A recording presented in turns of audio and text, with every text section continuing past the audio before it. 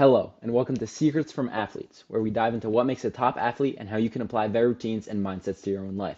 I'm your host, Andre Schall, and today with me I have my good friend Alan Cloutier, the starting striker for the Robinson men's soccer team, which won the regional title, and also one of the centers for the Robinson men's basketball team. How are you doing today, Alan? I'm doing pretty good. It's been a long one, but getting through and got a nice Yeah, little rain here to cool us down. the rain's always nice, Always. and what a great way to spend the rain by recording a podcast. Exactly. Can stay inside for a little bit. Yeah. All right. So, how'd you get into your two sports, basketball and soccer, and what made you stick with them? Getting into soccer and basketball. Well, soccer, I would say that's the family sport. I've been playing that since the day I was born, essentially. I've got two older brothers, an older sister, and my dad also played.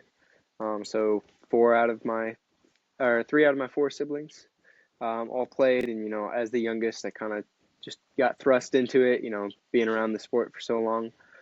But I really really enjoy it. It's something that I like love to do and always love to do. Um, you know, just from the beginning, like I can always remember like soccer was what took up my weekends from a young age, whether it was watching or playing. I just loved it. So what made me stick with it? Probably just the love for it, the skills and everything I've learned from it the past couple years. You know, just the experience of it. It's just been part of my life for so long, and just don't want to let it go, I guess. And then basketball, it's more of a newer acquisition. I would say probably started around like midway through eighth grade year. I played on a rec basketball team with my friend Joel, Joel Byrne. He got really into playing. I would say Tommy Pratt was who got me really into it, though. He really encouraged me to play. So I tried out freshman year and been playing for high school basketball ever since. Well, I think being tall helps out in Oh both of yeah, those sports, especially basketball. 100%. So you mentioned with soccer, it would take up most of your weekends, and you said sometimes even watching it. What's your favorite team? My favorite team, well, Robinson, of course. Um, Of course, I don't watch Robinson. much But professional, to be honest with you. The watching mostly took up of watching my siblings play. mhm. Um, so I never really got into professional or any semi-pro or college or anything like that. My dad supports Liverpool, so I guess I'd have to go with Liverpool. Watch them with him on occasion. Okay, great. Moving on. What's the best piece of advice someone has given you from either soccer or basketball, or maybe even both? Best piece of advice that I've ever gotten for sports in general. Um, I would say show up every day. Give your 100% for that day. Whether that's 10% of what you can always give sometimes, it's not always like it's your 100% for the day, if you get what I'm saying there. Whether it's like 10% or it's 100% or 50%, that's 100% for that day, and you're showing up and giving some effort or all of your effort, even though if it maybe not be your best. Um, that for that day, you're putting in the work, and that'll take you far if you're consistent enough with that, and you're doing it every single day. That's a great piece of advice. As soon as you started talking about the percentages, I remember, I'm pretty sure the quote you're referring to, Yeah, give love that quote. however much you have. And I feel like that is for all sports, even outside of sports. I know at least Exactly. in rowing, it's because it's the same motion over and over and over. You just got to do it. And now all successful athletes, I feel like, have their own story of what their own challenges that they push through. What's one of the biggest challenges you push through as an athlete? Biggest challenges to push through as an athlete. Um, big one is not. I'll go with this one. Freshman year, my best friend Joel, like I was talking about earlier, passed away unfortunately. He was a big part of my sports life, as well as my every other part of my life. I played basketball with him. I played soccer with him for years, even before I started playing basketball with him. And it was just really, really hard to continue playing a sport that we played together so much. The experiences we had, it kind of felt like without him, it wasn't the same. So pushing through that was really, really difficult. What I would give to other people who are going through something similar, or struggling with continuing with their sport is, it's been something that's part of your life, or at least been a part of my life for so long that, like, if you continue to do it, even though it's not the same, you build new memories with more people and, more experience. You can't really replace the old memories, but you're building new ones. That's something, like, you got to remember that you may not have the best memories, because whatever happened with your sport. But as you go on, you make new ones, and those new ones may be even better than the old ones. Like winning regionals. Even though Joel wasn't there with me, it was really, really special to know I was doing that for him, really. So that's probably the biggest thing I pushed through in my sports career. I feel like you're making Joel proud with Thank everything you're doing. And I feel like what you're saying with that sport, that it can also be, if you love the sport truly, it can kind of be that therapy, you. Yeah, quote unquote, and that exactly. like healing factor as well. So you mentioned that you guys just won regionals on the men's side. How was the journey towards reaching that regional win? It was amazing. It was rough, but it was amazing. They say the process is the real reward, and they really are right. Every win that we got on the way, every defeat, just got us closer to that. And it's really special to looking back at every single thing we did to get to that place. Some of those wins I cherish more than the actual game of regionals itself, just because they got us one step closer. And some of them were what felt like bigger at the time. You're always building up. Um, but yeah, the process to getting there was rough too. It wasn't all sunshine and rainbows. We went 0-2 to start the season.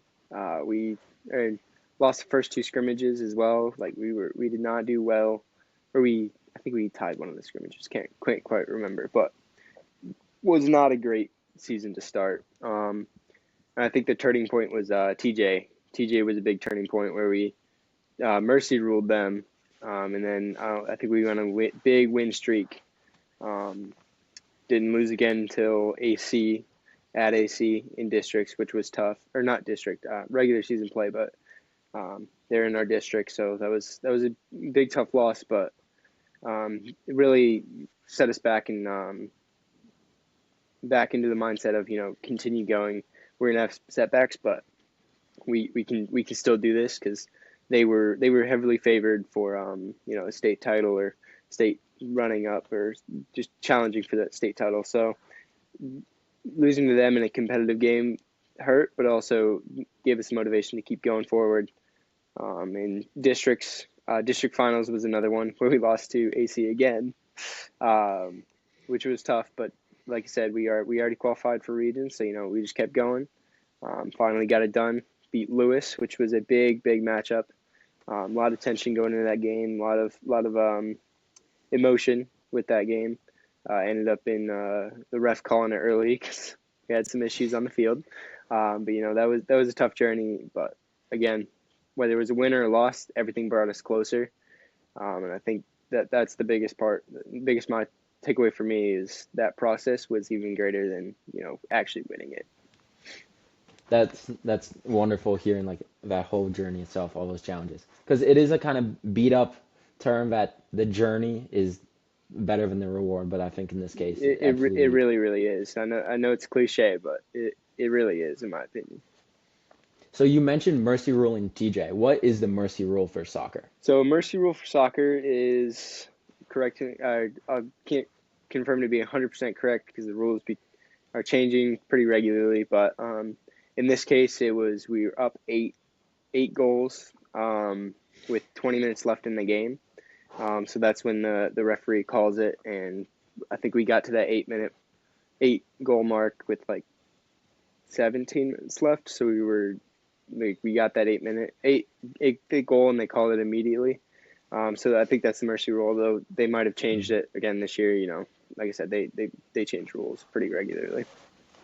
All right. Yeah, that was just for my personal like knowledge, because like in Yeah. Rowan, we don't exactly have a mercy rule. It's just like Whenever you finish cross the line, if you don't flip, you cross the If line. you don't flip, it's the key All right. word there. Yeah.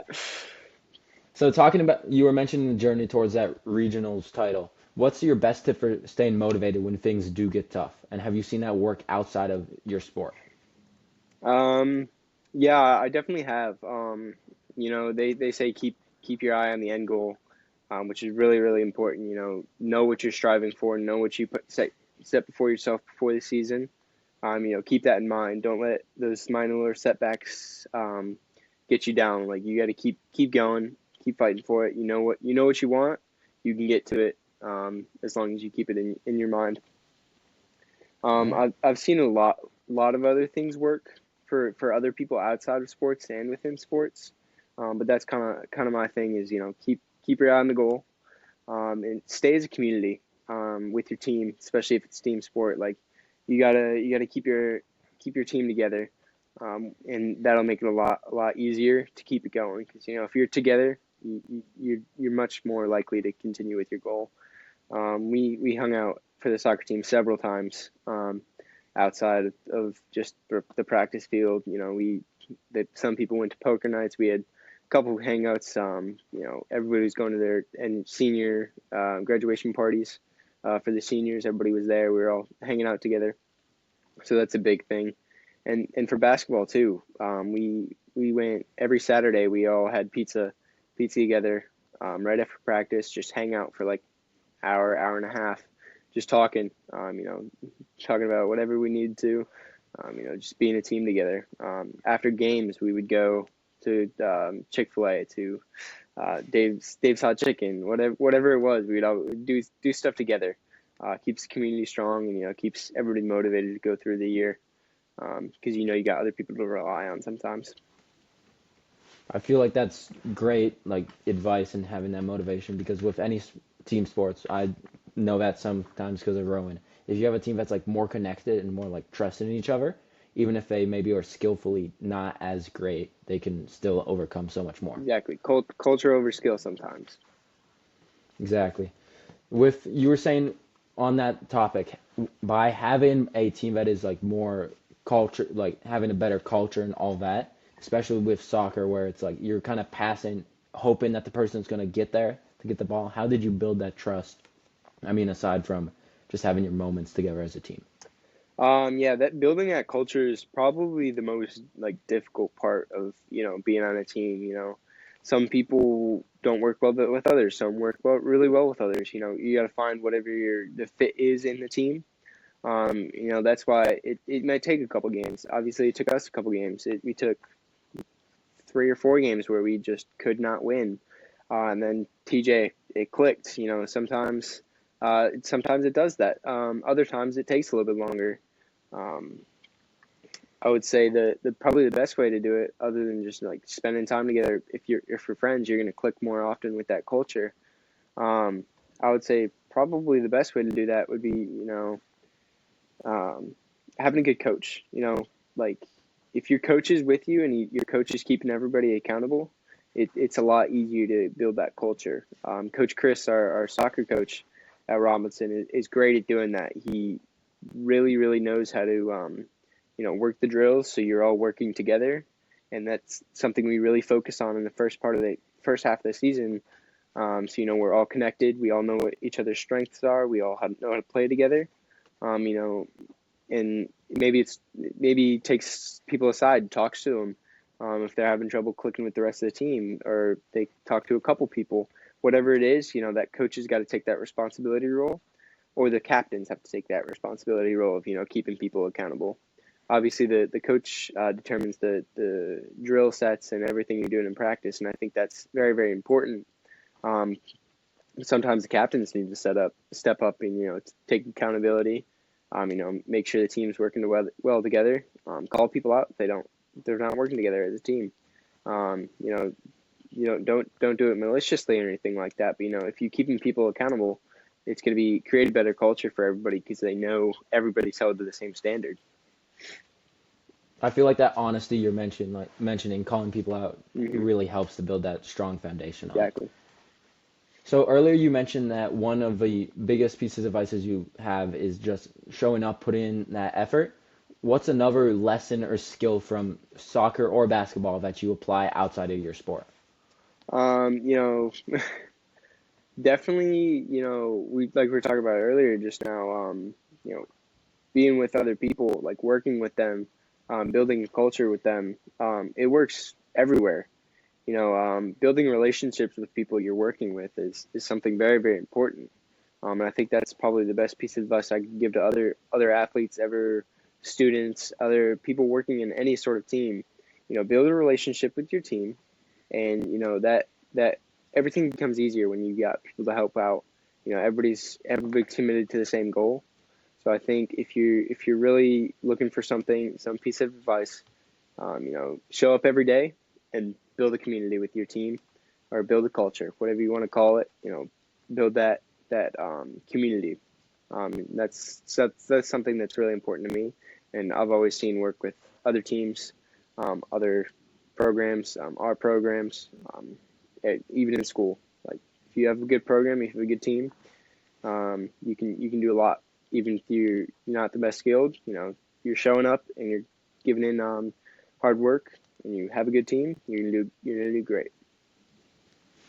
Right back to that culture, just having that good culture. Exactly. I think I see that big, powerful part that we need here. Always. All right.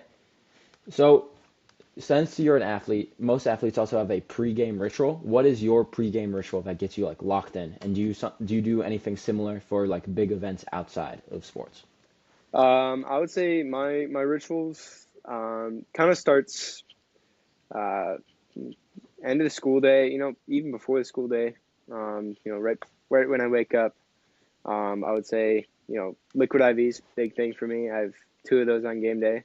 I got a little special, like, 8-ounce water bottle from Walmart. Pour it in. Drink one of those in the morning.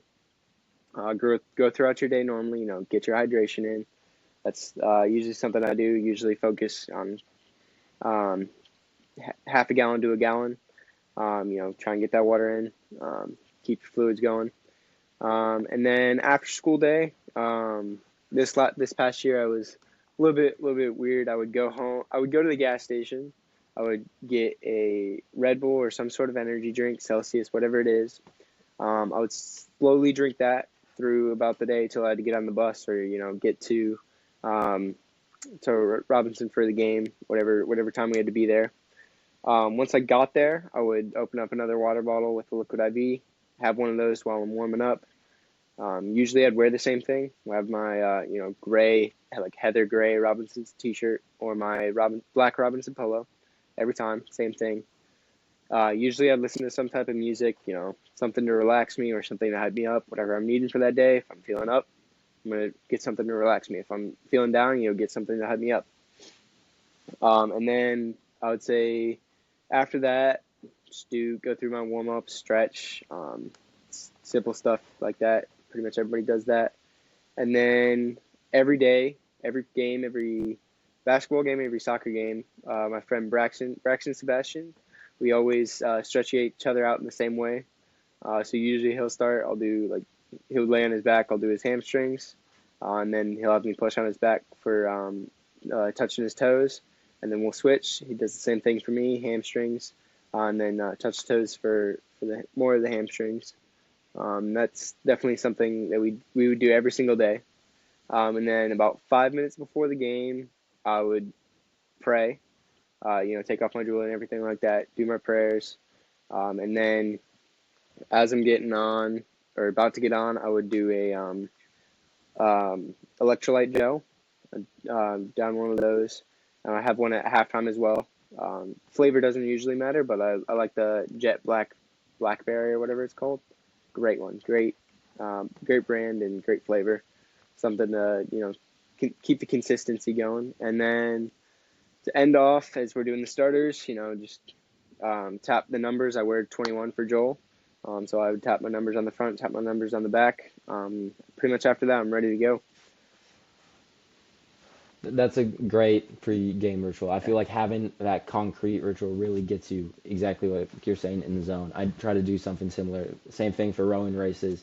Each day, same thing, same thing, same thing. I have like what I'm wearing already picked out, all that stuff. Yep. Nothing crazy, E- but it's definitely a long one. yeah. So you mentioned like this, like it's same, same, same. If during a game something goes awry with like the plan, how do you kind of react and keep yourself and like your teammates in focused on the goal? That's a great question. You can never predict everything that's gonna happen in a game. You're gonna have ups, you're gonna have downs. I would say the best thing to keep it together for me personally is just remember like there's always more time. Like you until that whistle blows for for soccer until the whistle blows. There's always a way to fix it. Like don't get down on yourself. Just like goldfish memory. Rem- Remember it happened. Just keep going. Go to the next thing. Um, some people really struggle with that. So trying to keep them calm is something that is a little bit harder. But it falls on you got your teammates to help them out sometimes. Um, the probably the best way to do that is in my experience, just come up to them, calm them down, talk to them about whatever's going on. With soccer, we've got stoppages that can allow us to do that. Sometimes it might take you get subbed off. 5 minutes to collect your head, whatever it is, and then get back in there. Um, yeah, sometimes it's a little bit more difficult. If something's going really wrong consistently, within the game, maybe subbing them out, getting someone else in there, get a fresh set of eyes, fresh head. Keep the new people locked in, and if they do finally calm down on the bench, put them back in. Whatever really works. It's kind of a difficult thing. 'Cause, you never really know if you're really ready enough to go back in, but try and keep it calm. I feel like that first part you mentioned of it's not over until the whistle blows. Yep. That's a very common thing I'm seeing with all sports. Even in rowing, we have it's not over until you cross the finish line. Yep. So it's like always anything is possible during those races. Anything is possible. Anything is possible. Switching the topic now, what's the funniest story or superstition you personally have or you've seen from your one of your sports? Funniest superstition Or story, or either story. one. Um, I would say probably in our game against Lewis. Funniest story is Caleb Malexada having a great game, one of the best game of the season. Putting pressure on the defense. Me and him were working really well together. And then he got into a little tussle in the second half after we were up 3-1 or something like that with the other team, and someone someone grabbed his jersey and just like right here and just grabbed and ripped all the way down to the bottom seams, and you could just like parallel like strip down the middle, um, just pretty much halfway down, almost all the way down, um, just completely ripped, and that someone starts swinging, everybody gets involved. The ref tries to get involved. The ref ends up getting hit.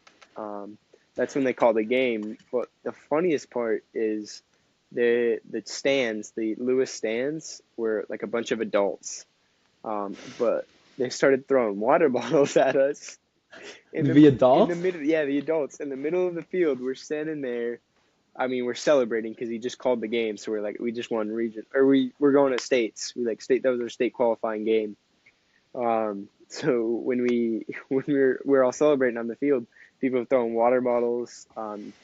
Someone threw a hydro flask. That was insane. I think Coach Ben caught it or something like that. They were throwing like plastic water Might bottles. as well keep it. Yeah, That's might as expensive hey, right there. that's a free hydro flask right there. And then someone threw like food, stuff like that. Our bags were right underneath their stand, so they're throwing stuff in our bags. I ended up losing my Robinson T-shirt that I wear every game. I ended up losing that one because someone went down and took it. Yeah, that was kind of the craziest story that a bunch of parents react like that, especially when you kind of whooped them. It was like 3-1 with like 10 minutes left, so. Not like it was super close. Not like it was a tied game or a 1-0 game or anything like that. Yeah. Hey, you kicked their butts at their place, so Yeah, They got to try to find their way to it was at retaliate. AC, but there was definitely more of Oh, them than our fans, so it felt like an away game for us, definitely. no. Well, a great one to win. Now, my final question before the Blitz 10 questions is what are your future plans for your sport and just future plans in general?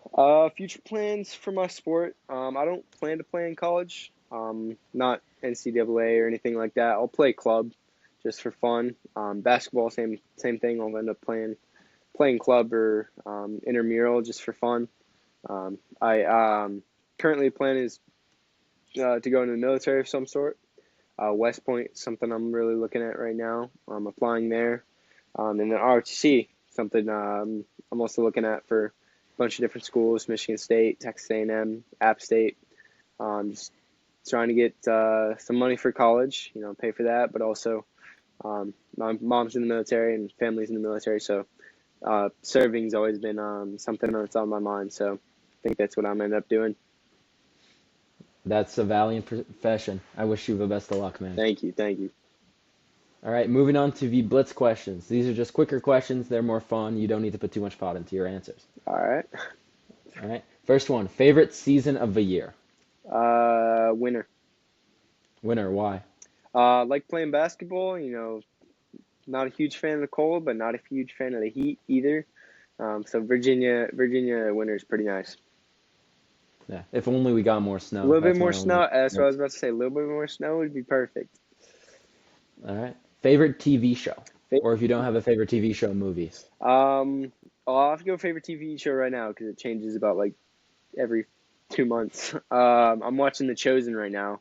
Really, really enjoying that one. Really, really would recommend if you're interested in learning the story of the Bible. All right, interesting. What's your favorite food? Favorite food. I love banana pudding. Like Banana pudding. love Okay. banana pudding. I will never turn down a bowl of banana pudding. Um, there's a girl at church that makes it for every like potluck we have. At one point we went over to her house and she made it. I think I had like gigantic bowl completely by myself, and then I took the rest home. I think I finished probably at like three quarters of it, and then took the rest home. Finished it later that night. So love banana pudding. Big banana pudding At, guy. at that point, at the potluck, just got to put a separate bowl that says for Alan. Oh, she has, yeah. After that night, she does make me a separate bowl. Who's your favorite music artist? Ooh, that's a hard question. Um, I'm really enjoying. I listen to a lot of country, so I'm enjoying some Luke Combs lately. Some Darius Rucker. I'll go Darius Rucker. That's for Okay. my favorite music artist right now. My favorite song is Wagon Wheel. All right, I'll need to check it out. Yeah, I'm dabbling in it's a country good song. myself, It's a some, good so. song. All right, what's your favorite animal? Favorite animal? A panther. Always Panther. loved like large cats, and I think panther's probably the best one out of them. Like tigers, panthers, stuff like that. Just always really intrigued me. All right, the big cats. All right. Now, if you could play any sport professionally other than basketball and soccer, what would it be? Or not even just professionally, but be very, very good at it. Spike ball. Spike Love ball? love me some spike ball. We actually played spike ball the other day. And I really enjoyed it. Something I've been doing for years, and just, if I had to pick a third sport that I would play, professionally or really competitively, it'd be spike ball. I really enjoy it. All right, all right. Hey, I'm getting better. Hey, Will eventually at least score a point on you. I don't know about that. You're pretty far behind. All right, all I'm right. messing with you. I'm messing with you. If you could have a superpower, would you have super speed or teleportation? Super speed in an instant. Super Yeah. speed? All I right. loved watching the Flash show growing up. I don't remember the actor's name, but the DC one. It's Mm-hmm. a funny show. A little corny, but it was good when I was growing up. Just always thought the idea of going really fast would be a lot of fun. All right. And my final question is, would you rather score a hat trick for the viewers? That's 3 goals by one player in one game. So would you rather score a hat trick every game of the season, but lose in the finals, or not score a single goal being a striker the whole season, but win the final? What final are we talking about? We got districts, regional, states. Let's say states. States? Oh, we're taking states every day of the week. Okay. There's you with soccer. There's a lot of stuff you can do without scoring the ball. Striker probably should be scoring the ball a little bit more, but I look for team success over individual success, especially because I don't want to play in college. But I Yeah. think winning in a state final would be amazing. Absolute Yeah. dream. All right. That's all the questions I have for you today. Thank you so much, man. Yeah, of course. Thank you for having me. Yeah. And thank you all for tuning to Secrets from Athletes. Make sure to follow on Instagram at secrets_from_athletes. We are also on YouTube, Spotify, and Apple Podcasts. And we'll be back next week with more secrets from athletes to help you refine your mindsets and routines.